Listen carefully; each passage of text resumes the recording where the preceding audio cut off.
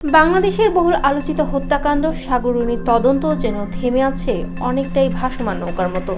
2012 সালের 11 ফেব্রুয়ারির এক রাত, যে রাত পুরো জাতির কাছে হাজারটা প্রশ্ন রেখে ঢাকার পশ্চিম রাজারবাগে খুন হন প্রখ্যাত সাংবাদিক দম্পতি সাগর সারোয়ার ও মেহরুন রুনি।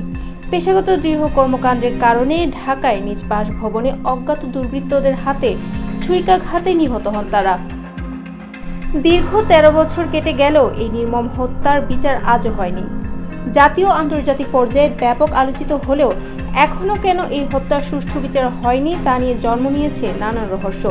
গোলাম মোস্তফা সারোয়ার 2011 সাল থেকে মাছরাঙা টেলিভিশনের সম্প্রচার সংবাদ সম্পাদক হিসেবে কর্মরত ছিলেন এবং তার স্ত্রী মেহরুন নাহার রুনি এটিএন বাংলায় কর্মরত ছিলেন।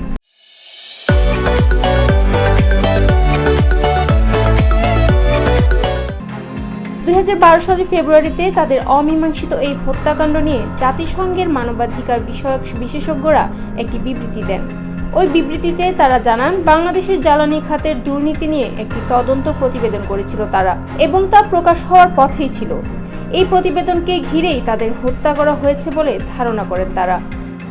হত্যার পর তাদের বাসার কোনো কিছু হারানো না গেলেও মিসিং ছিল সাগরের ব্যবহার করা ল্যাপটপ এবং মোবাইল ফোন। এসবের কিছুই পরবর্তীতে আর উদ্ধার করা সম্ভব হয়নি। আওয়ামী লীগ সরকারের পতনের পর এই হত্যা রহস্যের জট খোলার জোরালো দাবি ওঠে।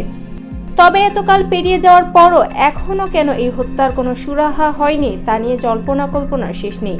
অনেকের ধারণা, হাই প্রোফাইল ব্যক্তিরা এই খুনের সাথে জড়িত বলেই এই তদন্তের কোনো অগ্রগতি নেই।